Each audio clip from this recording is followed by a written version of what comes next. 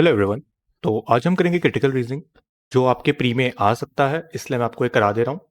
Educative में काफ़ी सारे क्वेश्चन पूछे हैं इस पे बेस्ड, तो देखेंगे क्या होता है क्रिटिकल रीजनिंग में। क्रिटिकल रीजनिंग में आपके कुछ टॉपिक्स होते हैं जैसे cause and effect, course of action, inferences निकालना, कंक्लूजन निकालना, अजम्पशन लेना या फिर जजमेंट देना। अब इन सब में होता क्या है? कॉज एंड इफेक्ट में क्या होता है कि कॉज से हमें पता चलता है कि कुछ हुआ है और उस होने की वजह से क्या उसका रिजल्ट निकलेगा। जैसे कॉज हो गया कि बाहर बारिश हो रही थी और उसका इफेक्ट मैं भीग गया। ठीक है, तो ये आपका होता है कॉज एंड इफेक्ट। नेक्स्ट होता है course of action. Course of action में क्या होता है कि आपको एक प्रॉब्लम दी जाती है और आपको बनाया जाता है कि मान लीजिए आपके साथ ये प्रॉब्लम हो रही है, तो आप कौन सा एक्शन लेंगे कि वो प्रॉब्लम ठीक हो जाए। ठीक है। इन्फ्रेंसेस क्या होता है? जो इन्फ्रेंसेस होते हैं वो बेसिकली आपको स्टेटमेंट में से निकालने पड़ते हैं जो लॉजिकली फॉलो कर सकते हैं। ठीक है, और वो डायरेक्टली स्टेटमेंट से ही होना चाहिए। और इन्फेरेंस में ये होता है कि वो जनरली फ्यूचर में भी फॉलो कर सकता है, लेकिन वो 100% ट्रू होने का कुछ नहीं है, वो बस लॉजिकली फॉलो होना चाहिए। दूसरा कंक्लूजन। अब क्योंकि ना जनरली इन्फ्रेंसेस और कंक्लूजन में बहुत कंफ्यूजन रहता है, लेकिन जो कंक्लूजन होता है ना, हमेशा याद रखना जो आपको स्टेटमेंट दिए रहेंगे उसके बेसिस पे वो 100% फाइनल जजमेंट होगा, वो 100% फॉलो करेगा। ठीक है। देन है अजम्पशन। अजम्पशन क्या होता है कि हमें कोई स्टेटमेंट दिया जाता है और हम उससे निकालते हैं कि ये क्यों हुआ होगा। ठीक है, और वो बेसिकली जो स्टेटमेंट हमें गिवन है उससे डायरेक्टली रिलेटेड होना चाहिए। वो 100% ट्रू ना भी हो चलेगा, लेकिन वो उससे रिलेटेड जरूर होना चाहिए। नेक्स्ट है जजमेंट। जजमेंट के जनरली आपके पास क्वेश्चन आते नहीं है, लेकिन जजमेंट मैं आपको बता दूं अगर आ जाता है तो आपने तो आपको अगर कोई टॉपिक दिया जाता है और उस पे आपने चाहे कुछ भी बोला हो, कुछ भी, आपके जो अपने पर्सनल थॉट्स और ओपिनियन होते हैं वो जजमेंट में आते हैं। ठीक है। अब जो मोस्ट इंपॉर्टेंट बात है कि क्रिटिकल रीजनिंग करने से पहले जनरली हम अपना बायस छोड़ देते हैं। हमें अपना बायस छोड़ना पड़ेगा, लेकिन हमें अपना लॉजिकल माइंड भी खुला रखना पड़ेगा। ठीक है। और एक जो छोटी सी बात रहती है वो ये रहती है कि हम क्रिटिकल रीजनिंग में जो एक्सट्रीम आर्ग्यूमेंट्स होते हैं ना, जैसे ऑल हो गया, नन हो गया, इन सबको अवॉइड करते हैं। ठीक है, क्योंकि ऑल में 100% की बात हो रही है, तो मतलब एक भी बंदा ऐसा होगा ना जो उस चीज को नहीं कर रहा होगा तो वो गलत हो जाएगा। और नन में भी 100% लोग आ रहे हैं कि सारे लोग नहीं कर रहे हैं, अगर एक भी कर रहा होगा तो वो स्टेटमेंट गलत हो जाता है। लेकिन इसमें क्या होता है कि अगर कोई हमें डायरेक्ट रिलेशन दे दिया जाए ना, जैसे मान लीजिए बोला है कि 10 लोगों ने चोरी करी है। ठीक है, अब उसमें अगर ऑल आ जाएगा तो ऑब्वियसली वो हमारा फॉलो होगा। ठीक है। अब इसको हम क्वेश्चन से देखेंगे। पहले ये क्वेश्चन है, बोला है कि refreshing and delicious salad are full of antioxidants, vitamin A, vitamin C, folate, calcium, fibre and phytonutrients which are good for health. Second statement बोला है, it is the perfect way to begin our day with salad in order to lead a healthy life. अब क्या करेंगे, सबसे पहले हम देखेंगे कि ये कनेक्ट हो रहे हैं क्या है कि नहीं हो रहे हैं। सबसे पहले बात हुई है सैलेड की, नेक्स्ट स्टेटमेंट में किसकी बात हुई है? सैलेड की। तो एक तरीके से देखें तो ये कनेक्टिंग स्टेटमेंट्स हैं। ठीक है। अब उन्होंने बोला है कि पहले स्टेटमेंट्स में हमें डिस्क्रिप्शन दे दिया कि सैलेड के अंदर होता क्या है, antioxidant, vitamin A, vitamin C, folate वगैरह। सेकंड स्टेटमेंट में क्या बोला है कि अगर आप अपनी दिन की शुरुआत सैलेड खा के करते हैं तो आप एक हेल्दी लाइफ जिएंगे। ठीक है।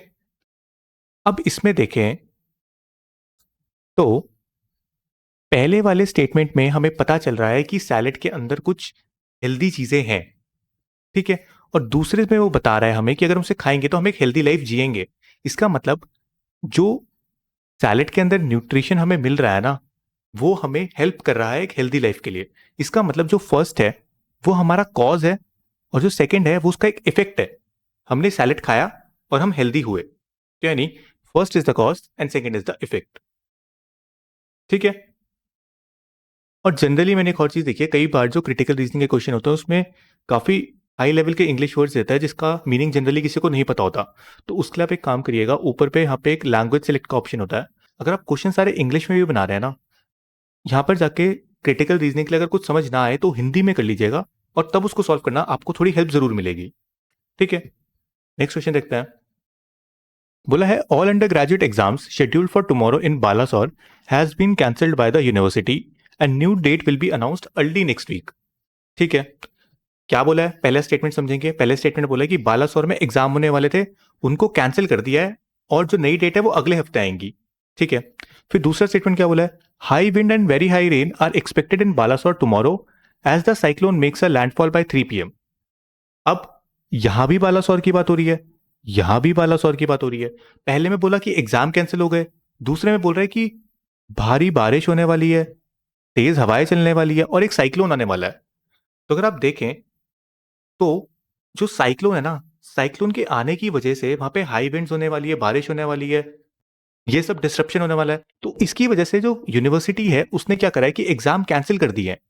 तो एग्जाम कैंसिल क्यों हुए, क्योंकि साइक्लोन आने वाला है। तो यानी सेकंड हमारा कॉज हो जाएगा और फर्स्ट हमारा इफेक्ट हो जाएगा। ऑप्शन नंबर बी हमारा करेक्ट हो जाएगा। समझे आप? अब आपको आइडिया लगने लग गया है कैसे कैसे करना है। और क्वेश्चन देखेंगे। अब यह है course of action. Despite repeated warnings of the principal, a child was caught hiding a mobile phone in the school. अब आप मान लीजिए आप एक प्रिंसिपल है, आपके स्कूल में एक लड़का है, कोई बच्चा है, आपने उसे बोला कि फोन नहीं लाना। क्यों? क्योंकि यहां पर क्या बोला हुआ है, डिस्पाइट रिपीटेड वार्निंग्स, मतलब आपने पहले भी उसे बोल दिया कि फोन नहीं लाना, लेकिन वो लाया जा रहा है, लाया जा रहा है। तो अब आपने उसको वापस से पकड़ लिया है। ठीक है, अब आपके पास कोर्स ऑफ एक्शन होगी कि आप क्या एक्शन ले सकते हैं। पहला है कि the mobile phone should be taken away from the child and the parent should be called to the school. पहला है कि उससे फोन ले लेंगे, उसके पेरेंट्स को बुलाएंगे। ठीक है। दूसरा है child should be punished for this mistake. ठीक है। आप एक प्रिंसिपल हैं, अपने बच्चों को मना करा है कि स्कूल में फोन नहीं लाना है और आपने 2-3 बार वार्निंग दे भी दी है, उसके बाद भी एक कोई फोन लेके आ रहा है, तो आपके पास क्या ऑप्शन बचेगा? सबसे पहले तो आप उसको पनिशमेंट देंगे, क्योंकि आपने पहले तो उसको जाने दिया ना। आपने हो सकता है पहले भी उसे बोला हो तो आपने उसको जाने दिया हो। ठीक है। दूसरा, उससे फोन लेंगे उसका और उसके पेरेंट्स को भी कॉल करेंगे। तो इसमें ऑप्शन नंबर डी, पहला और दूसरा दोनों फॉलो होंगे। ठीक है। अब आपको एज अ प्रिंसिपल सोचना था। कोर्स ऑफ एक्शन में क्या होता है कि जो आपको पर्सन दिया गया है ना, आपको वो बन के सोचना है। नेक्स्ट देखते हैं। बोला है voltage fluctuation in age home has damaged many of his electrical appliances. मान लीजिए आपका घर है, आपके घर में वोल्टेज का फ्लक्चुएशन आया और उस वजह से आपके फ्रिज टीवी वगैरह खराब हो गया। ठीक है। कोर्स ऑफ एक्शन क्या हो सकता है? You should consult an electrician and install a device to safeguard appliances against fluctuation in voltage. ठीक है। दूसरा है कि you should replace all the appliances. ठीक है। आप घर में बैठे थे, आपके घर में वोल्टेज की फ्लक्चुएशन हुई और काफी सारे अप्लायंसेस डैमेज हो गए। ठीक है। तो अब आप क्या करेंगे? एक इलेक्ट्रिशियन को बुलाएंगे और ऐसा कुछ लगवाएंगे कि जिससे आपके जो अप्लायंसेस है वो आगे बचे रहें, या फिर सारे अप्लायंसेस को रिप्लेस कर देंगे। यहां पर देखेंगे तो एक एक्सट्रीम स्टेटमेंट आ गया है जो है ऑल। मान लीजिए आपके घर में 3 अप्लायंसेस हैं, केवल 2 खराब हुए, तो आप तीसरा भी रिप्लेस करेंगे? नहीं करेंगे। और लॉजिकली देखा जाए तो हम सारे अप्लायंसेस को क्यों चेंज करेंगे? हम तो ऐसा करेंगे ना कि अगली बार ऐसा कुछ ना हो। तो इसके अकॉर्डिंग कौन फॉलो करेगा? ओनली ऑप्शन ए, यानी सी, ओनली वन फॉलोज। ठीक है। यहां पे एक्सट्रीम स्टेटमेंट आ गया और उसका कोई डायरेक्ट इन्वॉल्वमेंट भी नहीं है। अगर वो बोलता कि voltage fluctuation is home has damaged all, मैंने की जगह ऑल हो जाता ना, तब हम पे 1 और 2 दोनों करेक्ट हो जाता, क्योंकि डायरेक्ट इन्वॉल्वमेंट आ गई है। ठीक है। नेक्स्ट देखते हैं। बोला है all mammals are warm blooded animals. ठीक है। इन्फ्रेंसेस क्या दे रखे हैं? इन्फ्रेंसेस यानी लॉजिकली फॉलो होना चाहिए। Dogs are warm blooded animals. क्या डॉग वार्म ब्लडेड होते हैं? यहां वार्म ब्लडेड की बात हो रही है, यहां वार्म ब्लडेड की बात हो रही है, यहां पे मैमल्स की बात हो रही है। डॉग मैमल्स होते हैं? वहां होते हैं, तो ये हमारा करेक्ट हो जाएगा। नेक्स्ट क्या बोला है? All warm blooded creatures are mammals. यहां पे ऑल आ गया, एक्सट्रीम वर्ड हो गया। अब अगर कोई एक भी क्रिएचर ऐसा होगा ना जो वार्म ब्लडेड होगा लेकिन मैमल नहीं होगा, तो ये उस पूरे को गलत कर देगा। ठीक है। और अगर आप नोटिस करें, ऊपर पे मैमल की बात हो रही है, एनिमल्स की बात हो रही है, एनिमल्स, यहां पे क्रिएचर, क्रिएचर में सब चीजें इंक्लूड हो जाएंगी। तो इसमें कौन सा फॉलो करेगा? Option number D, only dogs are warm blooded animal. Next देखते हैं। क्या बोला है? The eligibility for admission into the course is minimum 80% marks in 10th standard. However, students who have appeared for 10th standard board exam can also apply. अब इसका पहले statement का मतलब समझते हैं। क्या बोला है कि किसी कोर्स में एडमिशन लेने के लिए जो एलिजिबिलिटी है वो है 80% मार्क्स 10th क्लास में। लेकिन जिन बच्चों ने 10th का एग्जाम दे दिया है वो भी अप्लाई कर सकते हैं। ठीक है। अब इन्फ्रेंसेस क्या है कि no 11th standard student can apply for the course. No आ गया। एक्सट्रीम स्टेटमेंट हो गया, तो ये तो हमारा गलत हो जाएगा। ठीक है, फिर क्या बोला है, students who have appeared for 10th standard exam will get admission only if they score 80% marks in their exam. ठीक है, क्या बोल रहा है कि 80% मार्क्स तो लाने ही है, लेकिन जिसे 10th के एग्जाम दे दिए है ना, वो भी अप्लाई कर सकते हैं। तो ये वाली कंडीशन हो गई कि उन्होंने एग्जाम तो दे दिए, लेकिन क्या पता उनका रिजल्ट ना आया हो। लेकिन अगर उनका रिजल्ट आएगा तब भी उनको 80% तो चाहिए ही होंगे ना, क्योंकि ये तो मिनिमम क्राइटेरिया है कि 80% आपको लाना ही है। ठीक है, तो जो सेकंड स्टेटमेंट बोल रहा है कि उनको 80% लाना पड़ेगा, ये हमारा करेक्ट हो जाएगा, क्योंकि स्टेटमेंट को ये पूरा वेरीफाई कर रहा है। तो इसमें से कौन सा इन्फर्ड हो जाएगा? Option number B, only 2 can be inferred. ठीक है, इजी क्वेश्चन है, ज्यादा दिमाग नहीं लगाना। अगर आपको कंफ्यूजन हो रहा है तो आप हिंदी में देख लो। एक्सट्रीम स्टेटमेंट अवॉइड करने हैं और हमें देखना है कि स्टेटमेंट से डायरेक्ट रिलेशन है कि नहीं है। यहां पर एक ये चीज भी नोटिस कर सकते थे कि 11th स्टैंडर्ड की बात हो रही है। 11th स्टैंडर्ड में इस बारे में कहीं पर बात हुई है? नहीं हुई है, तो वो हमारा जनरली फॉल्स नैरेटिव वाला स्टेटमेंट हो गया। ठीक है, नेक्स्ट देखते हैं। बोला है Ramesh has scored most of the marks in critical reasoning. Second क्या बोला है, most of the questions in the exam consisted of critical reasoning questions. मैं हूं, मैंने सबसे ज्यादा मार्क्स स्कोर करे हैं क्रिटिकल रीजनिंग में। ठीक है, फिर क्या है कि जो क्वेश्चन पेपर आया था ना, उसमें सबसे ज्यादा क्वेश्चन क्रिटिकल रीजनिंग के ही थे। दोनों रिलेट हो रहे हैं, किसने सबसे ज्यादा हाईएस्ट मार्क्स लाए हैं, क्योंकि क्रिटिकल रीजनिंग में, और एग्जाम में सबसे ज्यादा क्रिटिकल रीजनिंग के क्वेश्चन आएंगे। जब क्वेश्चन क्रिटिकल रीजनिंग के ज्यादा आएंगे तभी तो उसमें मार्क्स भी ज्यादा आ पाएंगे। तो यानी option number C, 1 and 2 both can be inferred. ठीक है, नेक्स्ट देखते हैं।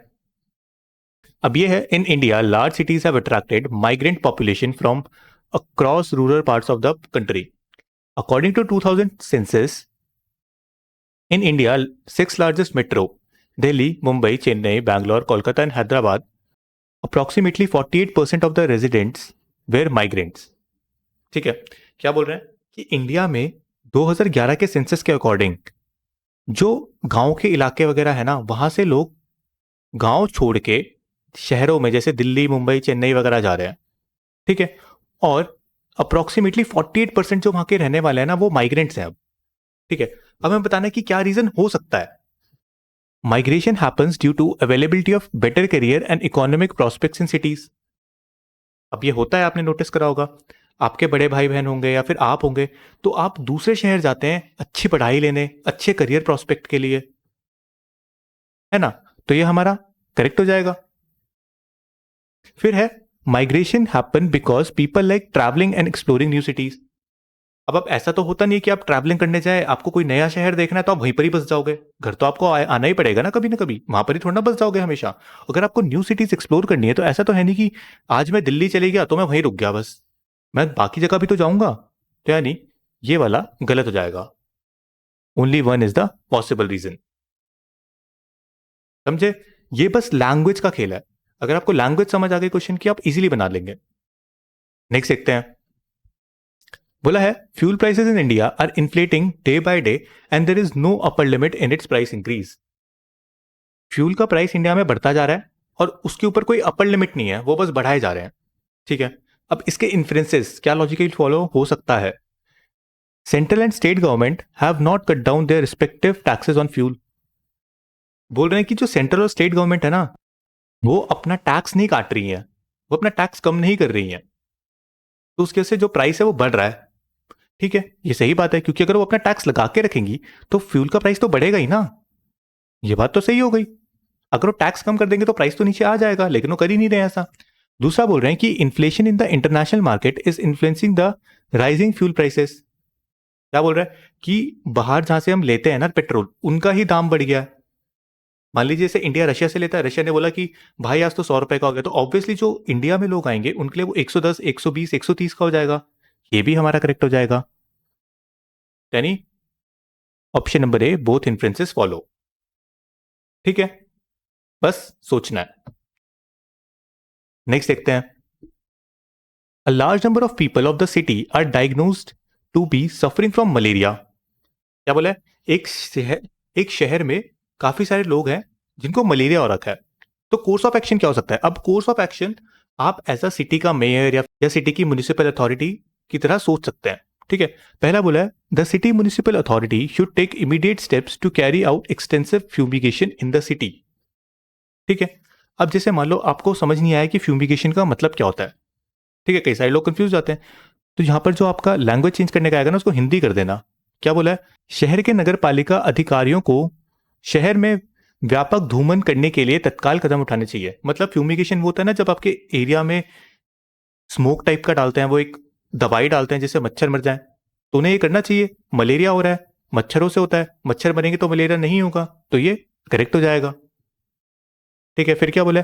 The people in the area should be advise to take steps to avoid mosquito bites. लोगों को ये बोलना चाहिए कि भाई कुछ स्टेप लो, जैसे बाहर ना निकलो, दवाई लगाओ जिससे आपको मच्छर ना काटे। उन्हें ये सब करना चाहिए, तो हाँ, उन्हें ये सब भी करना चाहिए ताकि मलेरिया से बच जाए। तो यानी option number A, both 1 and 2 follow.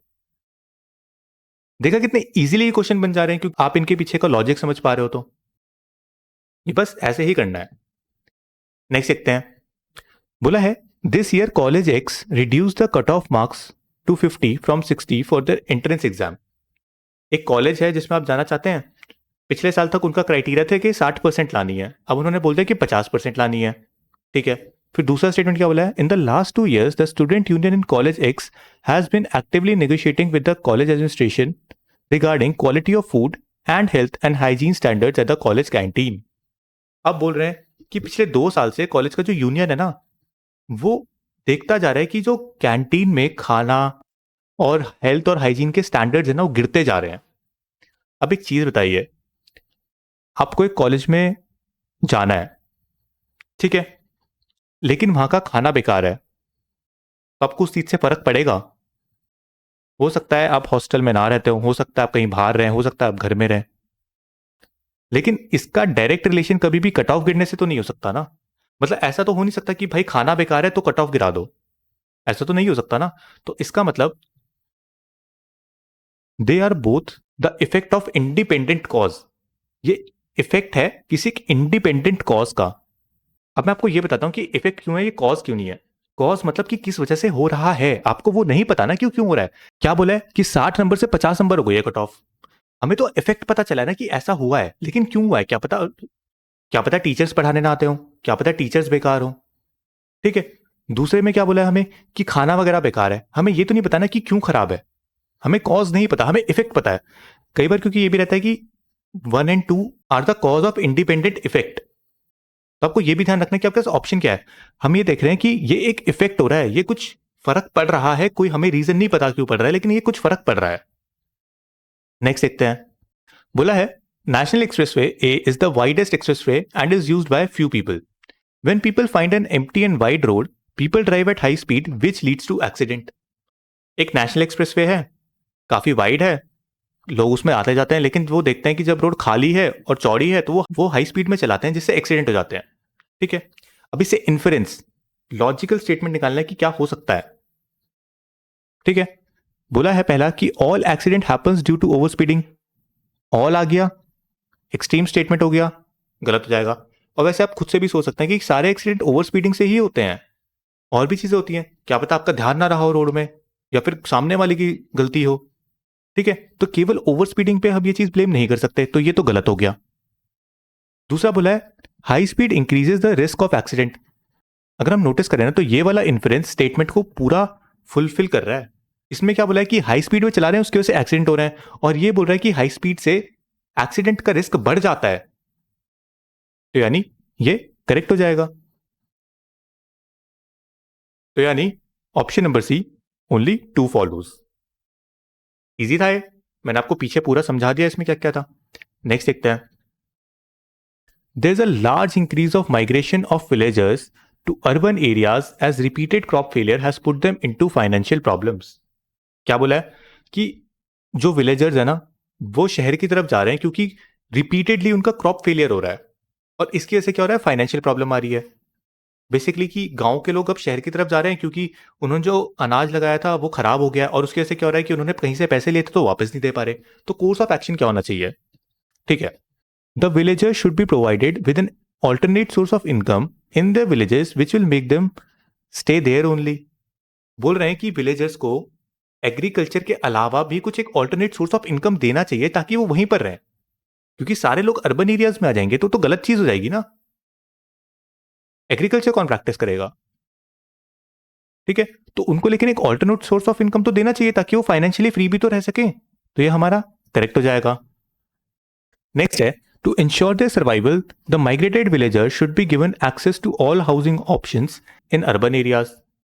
क्या बोल रहा है कि उनके सर्वाइवल के लिए जब वो शहर आएंगे ना तो उनको सारे घरों के ऑप्शन खुले दे देने चाहिए। अब क्या अगर आप खुद से सोचे तो क्या ये पॉसिबल है? वो कहाँ रह सकते हैं अर्बन एरियाज में? वो ऑलरेडी फाइनेंशियल प्रॉब्लम में है, घर वो ले नहीं सकते, रेंट वो दे नहीं पाएंगे, तो आपके पास और कोई ऑप्शन बचता है? नहीं बचता। तो यानी option number D only one follows, कि उनको वही रहने दो लेकिन उनको एक बेटर सोर्स ऑफ इनकम दो, एक ऑल्टरनेट सोर्स भी दो। नेक्स्ट देखते हैं क्या बोला है। Extensive use of pesticides in agriculture production contaminates soil and water, remain in the crops and finally enter food chain, thereby posing threat to the human being। कि जो पेस्टिसाइड्स यूज होता है ना, वो पहली बात तो सॉइल और वाटर को कंटामिनेट करते हैं, फिर वो क्रॉप में रह जाते हैं और फाइनली जब हम उन्हें खाते हैं तो हमारी फूड चेन में भी आ जाते हैं, या फिर कोई एनिमल उन्हें खाता है फिर हम एनिमल को खाते हैं तो उससे वो फूड चेन में एंटर हो जाता है, जिसके से सब लोगों को दिक्कत हो सकती है।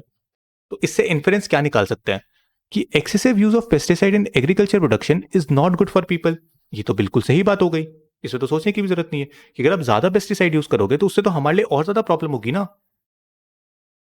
सही बात है। दूसरा क्या बोला है, extensive use of pesticides in agriculture production can have bad effect on water. क्या बोला है कि वो कंटामिनेट करते हैं सॉइल एंड वाटर को, और इसमें क्या बोला है कि अगर हम ज्यादा यूज करेंगे तो बुरा प्रभाव पड़ेगा पानी पे। तो ये भी हमारा करेक्ट हो जाएगा। तो यानी option number D, both influences will follow. आया समझ? इजी क्वेश्चन था ये तो, और ये सारे जितने मैंने क्वेश्चन ले रखे हैं ये मेंस के क्वेश्चन है। बोला है, since the past 3 years state M has reported a sharp and substantial decline in the state's agriculture produce. क्या बोल रहे हैं कि स्टेट एम है उसमें क्या हो रहा है कि एग्रीकल्चर प्रोड्यूस ना कम होता जा रहा है। ठीक है, फिर क्या दूसरा स्टेटमेंट है कि in the last 5 years there has been an increase in the overall average rainfall by 6% in state M, bringing respite to the farmers. क्या बोल रहा है, पहले में बोल रहा है कि स्टेट एम में ना एग्रीकल्चर कम हो गया, दूसरे में बोल रहा है कि पिछले 5 सालों में जो रेनफॉल है ना वो 6% बढ़ी है और जो फार्मर्स हैं वो खुश हैं। तो देखा जाए तो जो स्टेटमेंट है ना वो स्टेटमेंट 2 को कॉन्ट्राडिक्ट नहीं कर रहा है। अब ये कॉन्ट्राडिक्ट कर रहा है तो ऑब्वियसली कोई भी इनमें से कोई कॉज या इफेक्ट तो नहीं हो सकता, ये इंडिपेंडेंट जरूर हो सकते हैं। अब क्या बोल रहा है कि स्टेट एम में ना जो एग्रीकल्चर प्रोड्यूस है वो घट रहा है। अब हो सकता है ना कोई कुछ और रीजन हो, क्या पता उन्हें सीड्स अच्छे ना मिल पा रहे हो, क्या पता उन्हें जो खाद होती है वो अच्छी ना मिल पा रही हो, तो उस वजह से भी तो हो सकता है ना कि वो कम हो, जो उनका एग्रीकल्चर प्रोड्यूस है वो कम हो जाए। और बोल रहे हैं कि पिछले 5 सालों में ना बारिश अच्छी खासी हुई है और जो फार्मर्स है वो खुश है। तो इसका आंसर क्या हो जाएगा कि both 1 and 2 are effect of independent cause. ठीक है, ये एक दूसरे से रिलेटेड नहीं है। नेक्स्ट देखते हैं। बोला है, many students are addicted to mobile games and this leads to poor academic performance. लोग फोन में लगे रहते हैं, इसकी वजह से उनका जो एकेडमिक परफॉर्मेंस है वो अच्छा नहीं है, मार्क्स अच्छे नहीं आ रहे हैं। अब इन्फ्लुएंसेस क्या है? पहला है, many students are not paying attention to studies due to mobile games. कि बच्चे मोबाइल गेम खेल रहे हैं इसके से वो अटेंशन नहीं दे पा रहे हैं स्टडीज को। तो ऐसा हो सकता है, हाँ हो सकता है। कई सारे होते हैं कि करते हैं उनका एग्जाम है अगले दिन लेकिन पढ़ने के बजाय वो गेम खेल रहे होते हैं या फालतू काम कर रहे होते हैं, तो ये पॉसिबल है। इन्फ्रेंस का मतलब क्या होता है कि जो लॉजिकली पॉसिबल हो, तो ये पॉसिबल है। नेक्स्ट बोल रहा है, it is only because of mobile games that student fail in the examination. क्या केवल ऐसा होता है कि केवल जब वो मोबाइल गेम खेल रहा है वो तभी फेल होता है? ये ओनली जो आ गया ये भी तो आपका एक एक्सट्रीम स्टेटमेंट होता है, तो ये आपका गलत हो जाएगा। यानी option number D, only one follows. Next देखते हैं। बोला है, over the last 2 years 22% of the company P's man power was laid off. क्या बोल रहे हैं, कोई कंपनी पी है जिसके 22% लोग जो है उनको हटा दिया गया है जॉब से। दूसरा स्टेटमेंट क्या है, over the past 2 years company P has sold off many of their major assets. की कंपनी पी ने ना पिछले 2 सालों में अपने जो एसेट्स थे ना बड़े बड़े उनको बेच दिया है। अब एक चीज नोटिस करें तो ये दोनों कनेक्टेड नहीं लग रहे हैं। कि कंपनी लॉस में जा रही है, इसके वजह से उनको अपने एसेट बेचने पड़ रहे हैं, लोगों को निकालना पड़ रहा है ताकि उनको सैलरी ना देना पड़े। तो इसका मतलब कुछ ना कुछ इंडिकेशन तो मिल रहा है ना कि भाई ये लोग कंपनी से लोगों को भी हटा रहे हैं, एसेट भी बेच दे रहे हैं, तो हो सकता है कंपनी लॉस में हो। तो इसका मतलब क्या फर्स्ट कॉज है और सेकंड उसका इफेक्ट है कि उन्होंने लोग को हटा दिया और उससे उनके एसेट बेच दिया? ये तो पॉसिबल नहीं है। क्या ऐसा है कि उन्होंने एसेट बेच दी और फिर लोगों को निकाल दिया? ऐसा भी नहीं है। क्या ये इंडिपेंडेंट कॉज है? ये भी नहीं है। तो ऑप्शन नंबर ए हमारा करेक्ट हो जाएगा कि ये इफेक्ट है एक कॉमन कॉज का, कि वो कॉज ये हो सकता है कि मे बी वो कंपनी लॉस में जा रही हो, इसलिए वो लोगों को सैलरी ना दे पाए तो उन्होंने हटा दिए, उनको लोन चुकाने होंगे तो एसेट बेच दिए। यानी these are effect of a common cause. Next देखते हैं। In a football team match between team X and team Y, the total number of goals scored by team Y was 5, out of which 3 scores were scored by left footed player. Team X और Y का match चल रहा है football का। Y ने 5 गोल मारे हैं जिसमें से 3 गोल ना लेफ्ट पैर वाले प्लेयर है।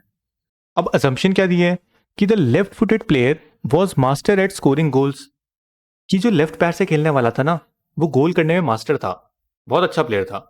क्या ये हम अज्यूम कर सकते हैं कि ऐसा हो सकता है? जरूरी नहीं है ना। अब हमें ऐसा कुछ दिया गया है स्टेटमेंट में कि जो लेफ्ट पैर वाले जो लोग हैं वो मास्टर है गोल स्कोर करने में। जरूरी नहीं है, क्या पता उनसे तुक्के से 3 गोल लग गए हो। तो क्या ये फॉलो हो सकता है? नहीं हो सकता।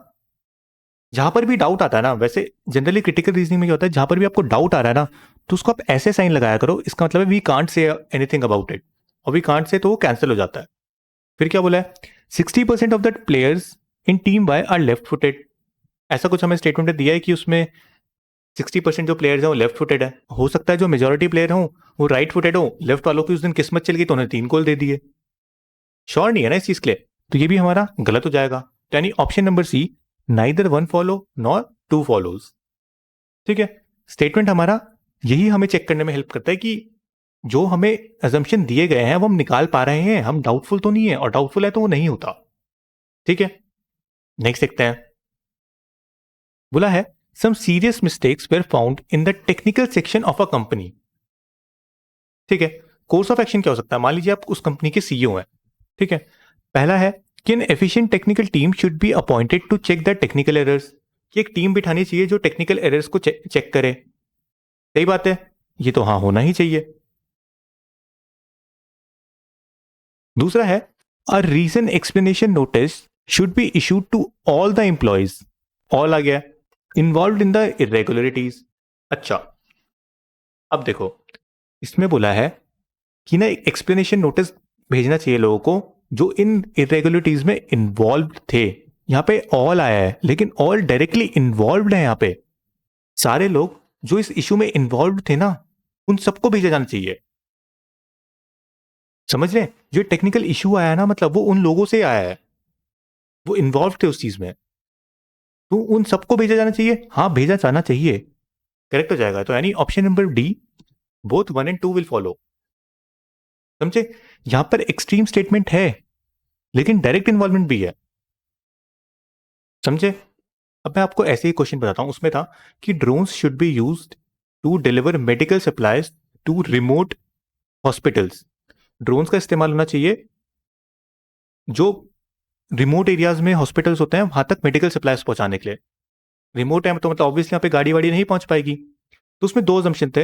अब उसमें पहला वाला मेरे को एक्जैक्टली ध्यान नहीं है, लेकिन उसका जो सेकंड स्टेटमेंट था वो था कि all the countries which did this, like जिन्होंने ये काम करा कि ड्रोन से सप्लाईज भेजे, उनके यहाँ जो लोग हैं उनको मेडिकल फैसिलिटी लेने में काफी ज्यादा हेल्प हुई है। अब वहां पे आया तो ऑल है लेकिन वो एक गुड कॉज के साथ है और एक डायरेक्ट इन्वॉल्वमेंट है कि उन्होंने करा और उनके यहाँ ये सब हुआ। ठीक है। तो इट मीन्स हम उस चीज को कर सकते हैं, उसके करने से हमारा भी हो सकता है कि मेडिकल फैसिलिटी बेटर हो जाए। समझे? नेक्स्ट देखते हैं। बाकी यही था वीडियो क्रिटिकल रीजनिंग का। कुछ ज्यादा दिमाग नहीं लगाना है, आपको स्टेटमेंट पे ध्यान देना है और सोचना है ढंग से। बहुत कोई तोप चैप्टर नहीं है, बहुत इजी सा चैप्टर है। ठीक है। बाकी मैंने इसमें मेजोरिटी चीजें ले ली हैं। जजमेंट वाले क्वेश्चन मुझे नहीं मिले तो इसलिए मैंने नहीं लिया। लेकिन जजमेंट वाले क्वेश्चन में भी क्या होता है, मान लीजिए स्टेटमेंट है